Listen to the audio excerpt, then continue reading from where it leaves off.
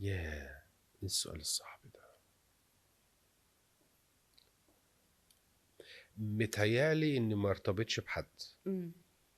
يعني التعلُّق. التعلق إمم. بالناس. إمم. لأنه كتير كنت بتعلق بأشخاص واتصدم ويبقى عندي مشاكل بعد كده بسبب التعلق أو الارتباط ده. بالتالي أنا اتشافيت من الموضوع ده، يعني اتفطمت خلاص، ما إمم. بقيتش أتعلق بحد يعني. حاجة آه، صحية جدًا أصلًا يعني أعتقد. وافضل احبهم لحسن بس آه الناس طبعًا. تفتكر إمم. انه بيحصل ان انا مش إمم. واخد موقف عدائي من حد. بس ما بقيتش اتكل على حد، ما بقيتش اراهن على حد.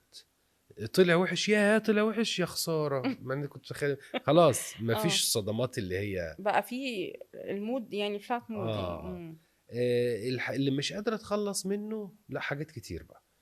يعني نفسي ابقى مش عصبي، مش عارف. آم، نفسي ابقى مش دقيق، مش عارف. انا بالنسبه لي مش دقيق؟ لأ اه بالعكس دي حاجة أعتقد يا نهار إنها اسود وانت ما تعرفيش حاجه. عليك أنت بقى، متعبة أكيد على مرهقه صاحبها جدا، طبعًا. مرهقه جدا.